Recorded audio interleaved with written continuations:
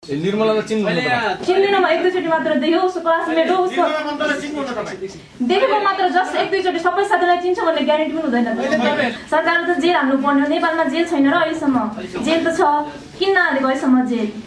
जनताले किन clean chit दिएनन् तपाईहरुलाई जनताले दिने हैन क्लिन सरकारले हो नि छानबिन गर्ने त राज्यले हो जनताले मानव अधिकार कर्मीले हैन छानबिन गर्ने दोषी निर्दोष छुट्याउने काम राज्य र सरकारको मानव अधिकार कर्मीले हैन राज्यले क्लिन चिट दियो भने पत्रकार सम्मेलन नाटक किन गरिरहनु भएको किन पत्रकार सम्मेलन गरेर आफ्नो काम गरेर खाए भइहाल्छ डरकेको छ थुनेर लैजान न मेरो मोबाइल त 1 महिना 2-3 महिनासम्म मेरो काठमाडौँमा अनुसन्धानको लागि राखेको प्रहरीले 20 दिन मलाई हिरासतमा राखेको दुईचोटि अनुसन्धान एकचोटि चाहिँ 2 दिन दोस्रोचोटि चाहिँ 20 दिन राखेको त्यसबाट पनि पुरै ल कुनै केटा मेरो घरमा केटा को देखाइदिनु पर्यो नि अहिलेसम्म ल कुनै मोबाइलमा खैसँग कन्ट्याक्ट छैन ल गिरिराज विष्णुसँग सम्बन्ध छैन खै सम्बन्ध ल्याएको त्यसमा कुनै कन्ट्याक्ट होला बिना कन्ट्याक्टले मान्छे कसरी पुग्यो घरमा त्यसको छोरासँग सम्बन्ध रिलेसन के भयो भने कन्ट्याक्टबाट आउँछ त्यतिकै त हावामा मान्छे उडेर बसिरहेको होला मेरो छरछिमेकी कसैले पनि देखाएको छैन उसलाई आउन भनेपछि अरू बाँकी जनता धन गरेका नेपालगञ्जका जनताले देखेर हुन्छ र यो सबभन्दा गल्ती चाहिँ मानव अधिकार कर्मी इन्द्र प्रसाद अर्यालले जब झुटो प्रतिवेदन पेश गरे तब जनताको नेपालका जनता थिए त्यस्ता मानव अधिकार कर्मीहरू बाहेक अरू पनि देशका जनताहरू पनि त्यस्तै भरौँ फैलियो किनकि तिनले त्यस्तो झुटो प्रतिवेदन पेश गरे तिनले के भने डान्स गरेर म काम गर्छु भने ल म कुन डान्स गरेर काम गर्छु भने ओपेरा होटलमा जबकि डान्स बार नै छैन अहिलेसम्म त्यसपछि निर्मलालाई र एउटा किशोरलाई लुगा दियो भनेर निर्मला त मरेर गइसक्यो हैन उसले त भन्न सक्दैन तर उसँग अर्को किशोरी साथी त थियो होला नि उ साथीलाई ल्याइदिनु पर्यो नि त सार्वजनिक ठाउँमा उसले भन्न सक्छ नि मैले त्यसलाई कपडा दिएन भन्ने अनि भैँसी बिहेको कुरा त हजुरले अहिले छर्लङ देखिहाल्नु भयो त्यसमा कुन ठाउँमा भैँसी बिहेको कति 2-3 वर्ष पहिले बिहेको भन्ने कुरा अनि त्यो के अरे साइकल जहाँ भेट्यो तेरो छोरीको लास पनि त्यही होला बबिताले भन्ने भन्छ त्यसको प्रमाण के छ ल्याइदिनु पर्यो नि अहिलेसम्म भनेपछि त्यो कुरा बबिताले भनेकै हो मैले भनेको हैन सब झुटो त्यो प्रतिवेदन पुरै झुटो त्यो प्रतिवेदनमा एक पनि कुरा त्यस्तो सत्यता त एउटा त्यो प्रतिवेदनमा 4-5 कुराहरू झुटो छन् त्यसमा एक कुरा पनि सत्य निस्क्यो भने म जेल जान तयार छु म सुरु नै भन्छु 5 वटा कुरा झुटो भन्नु के हो 1 2 3 5 वटा भनिदिनुस् त एउटा चाहिँ म डान्स बारमा काम गर्छु भने एउटा कुरा अनि निर्मललाई लुगा दियो र अनि किशोरलाई लुगा दियो भने दुईटा कुरा 2 अनि भैँसे ब्याएको 3 अनि साइकल जहाँ भेट्यो त्यसको लास पनि त्यही होला भन्ने 4 अनि घरमा भिआइपी आउँथे घरमा भन्ने कुराहरू पनि साँचो चाहिँ के हो त यहाँहरुले यो सबै झुटो हो भने साँचो चाहिँ के हो साँचो के हो तपाई छेमा जानु कञ्चनपुर जानुस् न पहिला तपाई जानै भएको छैन तपाई कञ्चनपुर अहिले तपाईँ सुन्नु स्थानीय ठाउँमा गएर सुन्नु न अहिले एउटा मिडियाको लाग्दा त्यो हाइलाइटमा जुन बम दिदी बहिनी भनेर शीर्षक गइरहेछ त्यसको लाग्दा त्यस्तै न्युज नबनाउनुस् के तपाई त्यहाँ जानुस् पुग्नुस् मेरो छरछिमेकमा जानुस् नि त्यहाँ सुन्नुस् त्यहाँ जंगल छैन मेरो घरहरु पुरै घरहरु छ अनि सत्यता चाहिँ तपाईहरुको सत्यता के हो तपाईहरुको मुखबाट भन्दिन त के हो सत्य के हो सत्यता त हामी सत्य छौ या छैन भने त हाम्रो आत्मालाई थाहा हुन्छ हामीले ढाटेर पनि कुनै उ त्यस्तो हुँदैन नडाटिकन भन्दिनुस् त के हो हामी नडाटिकन यति मिडियामा भनिसकेका छौं कतै युट्युबरमा यिनीहरुले फ्याक त्यस्ता चोरेर पनि के बनाइदिया छन् सबभन्दा बढी त जब इन्द्र प्रसाद अर्यालले अहिले आज किन आएनन् तिनले प्रश्न त्यहाँ मैले गर्न सक्छु किन आएनन् त्यो फेस टु फेस कुरा गर्नलाई तपाईको आजको पत्रकार सम्मेलन चाहिँ इन्द्र प्रसाद अर्याल विरुद्धको पत्रकार सम्मेलन हो त्यस्तै विरुद्धको पनि हो अनि जनताहरु मानव अधिकार विरुद्धको हो त्यो तिनले किन प्रतिवेदन पेश गरे त्यस छिमेकमा गएर सोध्नु पर्थ्यो नि मलाई सोध्नु पर्थ्यो मलाई नसोधिकन मेरो छरछिमेकलाई नसोधिकन तिनले प्रतिवेदन पेश कसरी गरे भनेपछि तपाईहरुसँग कुनै खालको सम्पर्कमा नरही अनि साथी मेरो पनि उसको साथी मलाई बीचमा किन खन्याए मेरो साथी हैन म त विवेश किन पढ्छु नि मलाई म चिन्दैन सुन्नु न तपाईहरु यो प्रश्न मेन उद्देश्य हामी निर्दोष हौं भनेर हामी यहाँको पनि हैन हाम्रो चरित्र हत्या भएको छ जसरी तिनले मिडियामा रिपोर्ट क्लबमा यहाँ जसरी मुखले फुकेछन् हाम्रो बारेमा यस्तो प्रतिवेदन पेश गरे त्यस्तै गरी यो हैन सत्य के हो भनेर त्यसरी भन्दिन भन्नको लागि चाहिँ हामीले पत्रकार सम्मेलन गरेको आफ्नो चरित्र हत्या भएको कारणले चाहिँ बहिनी दिदीले चाहिँ निर्मला पन्तलाई चिन्नुहुन्न रे तिमीले चाहिँ चिन्छौ चिन्दैनौ म निर्मला पन्तलाई चिन्छु किनकि हो मेरो साथी हो दिदी निर्मला पन्तलाई मात्र होइन अरू पनि मेरा धेरै साथी छन् तिनीहरू पनि आउँछन् मेरो घरमा तर उनीहरूलाई पनि खासै दिदी चिन्दैन तिनीहरू जिउँदैछन् तिनीहरूलाई गएर सोधे पनि हुन्छ झुटो हो भने त्यति उहाँ जानुस् सोध्नुस् के सत्य हो अहिलेसम्म पनि मिडियाले त सत्य के ल्याउन सकेका छैन के हो त सत्य भन्दिनु पर्यो तपाईले यो त हजुरको काम हो नि सत्य चाहिँ च्यापेर बस्ने अनि हामीले कहाँ च्यापेर बसिया छ हजुरहरूले त रहस्य नै पेश गर्नु भएको छ हिजोदेखि कहाँ जानुभयो मेरो छरछिमेकमा जानुभयो भनौँ त्यहाँको लोकल पत्रिका पनि जानु भएन तिनले पनि एकहोरो लेखेर हाम्रो बारेमा जे पाए कोही भाषा जानै पर्दैन के तपाईहरु माथि आरोप लागेको छ तपाईहरु अगाडि आएर बोल्दिनु पर्यो सत्य कुरा त्यही हो सत्य आउनलाई पनि त आउन दिनु पर्यो नि त्यहाँ मानव अधिकार गरिबहरु किन मलाई मिडियासँग आउन दिँदैन मिडियालाई मेरो घर आउन दिँदैन ल भन्दिनुस् आज भन्दिनुस् वास्तविकता के हो त्यो कुरा भन्न खोजेको तपाईँले जुन खालको तपाईँसँग मिडियाले सोधेन मिडिया पुगेन मिडिया त्यहाँ पुगेन भन्नुभयो नि त्यसको उत्तर अहिले तपाईँ सबै मिडियाकर्मीको अगाडि हुनुहुन्छ अब भन्नुहोस् न तपाईँले भन्न खोजेको के हो तपाईँ के भन्नका लागि त्यहाँ आउनु भएको यहाँ आउनु भएको त्यो कुरा स्पष्ट भन्नु म निर्दोष हुँ या दोषी हो भन्नलाई साबित गर्न आएँ होइन मैले अस्ति पनि भनिसकेँ मिडियामा अब निर्दोष साबित त्यति बेला हुन्छ जति बेला अपराधी पत्ता लाग्छ सिम्पल कुरा हो धेरै त्यसलाई अब बढाइ चढाइ लगेर पनि हुन्न यहाँ आएको भने चाहिँ घटनाक्रम त अहिले बताउला पहिला आफ्नो कुरा राख्नु पर्यो किनभने मैले पत्रकार सम्मेलन घटनाको लागि गरेँ होइन आफ्नो लागि गरेँ आज खास आएको भने जुन हाम्रो चरित्र हत्या भयो हजुरहरूलाई पनि थाहा छ कति भयो के भयो भनेर जसले गरे गर्न त धेरैले गरे तर मेन भनौँ अधिकारकर्मी केही अधिकारकर्मी इन्द्र प्रसाद अर्यालले तिनले प्रतिवेदन पेश गरे जसमा धेरै कुरा झुटा लेखे तिनले बिना प्रमाण बिना आधार न हामीलाई भेट्यो न मेरा छरछिमेकीलाई भेट्यो स्थानीयलाई सोधेर लेख्यो तिनले भनेका छन् प्रतिवेदनमा तर चाहिँ तिनले कसरी को स्थानीयलाई सोधे हामीलाई थाहा छैन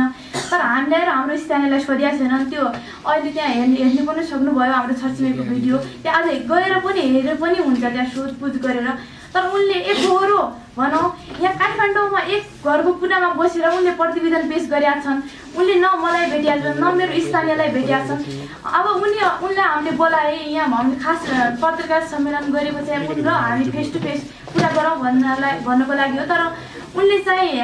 हिजो चाहिँ बोलाएको थियो तर आउँछु भनेको थियो तर अहिलेसम्म आएका छैनन् किन आएन मलाई थाहा भएन तर उनी किन आएनन् तिनी सत्य छ भने त आउनु पर्ने हो नि के को डर म 14 वर्षको केटी भएर म त तिम्रो आँखामा आँखा मिलाएर बोल्न सक्छु म त्यति हिम्मत छ भने कि तिमीलाई हिम्मत छैन र बोल्नलाई तिनी सत्य छन् भने आउनु पर्यो नि बोल्नु पर्यो एक्लै बसेर प्रतिवेदन 3 जनाले बनाएर त हुँदैन अहिले सबैलाई बताउनु पर्यो पत्रकार सम्मेलनमा के सही हो र के गलत हो र ती ठिक छन् भने सही छन् भने तिनले प्रमाण दिनु पर्यो जे पनि तिनले भनेका छन् डान्स बारको कुरा गरेका छन् ओपेरा होटलमा डान्स बारको रुममा कार्यरत छिन् बबिता बम भनेका छन् जबकि ओपेरा होटलमा डान्स बारै छैन त्यहाँ ओपेरा के अरू ठाउँमा पनि डान्स बार नहोला जस्तो लाग्छ मैले कञ्चनपुरमा अहिलेसम्म डान्स बार देखेका छैन म पहाडमा पढ्थेँ पहिला अहिले कञ्चनपुर आएको पनि 2-3 वर्ष भएर भर्खर आएँ नयाँ मलाई त्यसलाई केही पनि थाहा छैन त्यसको बारेमा र तिनले एकहोरो किन झुटो लेखे हामीलाई किन भेट्न चाहेनन् र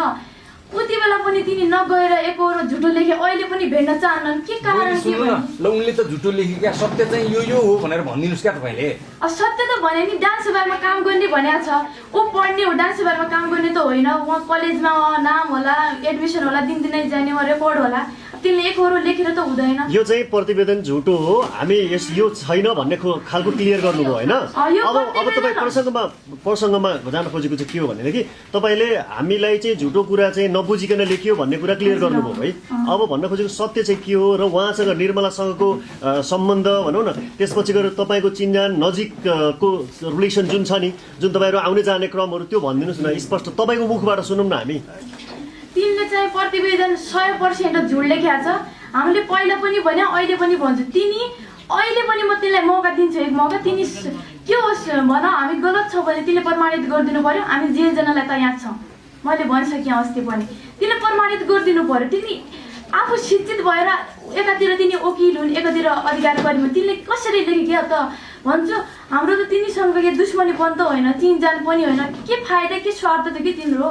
किन लेखे कसको भनाइमा लेखे के त कसैले तिमीलाई गलत सूचना दिएको हो कि कसले दियो त्यो बताइदिनु पर्यो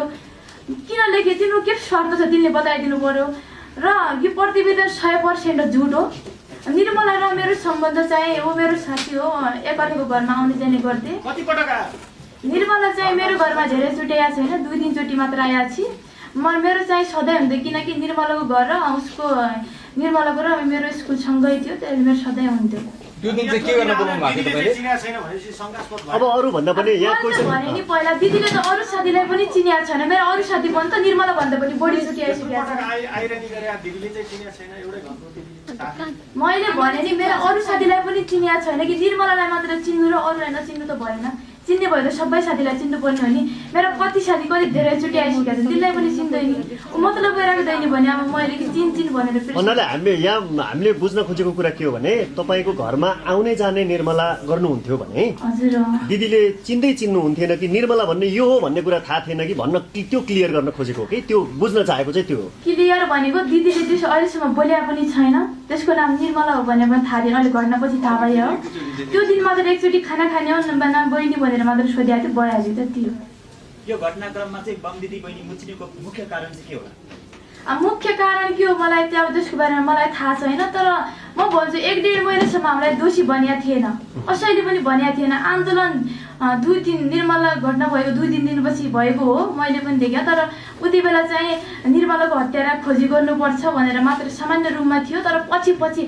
एक ग्रुपबाट चाहिँ 5-5वटा ग्रुप भए कञ्चनपुरमा पछि हामीलाई बम दिदी बहिनी दोषी हुन् बम दिदी बहिनी अपराधी भनेर पछि सुरु गरे यो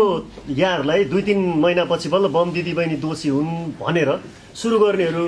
कसले सुरु गर्यो जस्तो लाग्छ अथवा किन के कारणले भयो होला जस्तो लाग्छ यहाँहरूलाई दोषी भनौँ न अहिले चाहिँ जसले पनि भनौँ न अहिले मिडियामा आइरहेछ त्यहाँका केही मानिसहरूले पनि तपाईँहरूलाई दोषी भनौँ न भनेको कुराहरू हामीले सुनिरहेछौँ देखिरहेछौँ त्यो के कारणले होला त्यो कारण त अब उनीहरूलाई सोध्नु होला के आधारमा के कारणले दोषी भन्यो भनेर तपाईँहरूको कुनै भनौँ न कुनै कारणले कुनै इस्यु भनौँ न कुनै शङ्काले अथवा एउटा हुन सक्छ नि त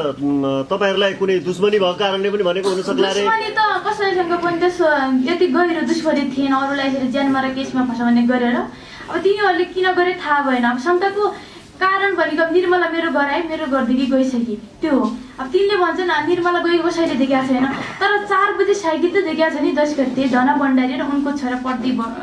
सन्दीप भण्डारी देउरानीको नाम मलाई खासै थाहा छैन तिनवटाले साइकल देखाएको छन् उनीहरू बयान पनि छ जीवर्गमा तर त्यो कुरा चाहिँ मिडियाले किन ल्याएन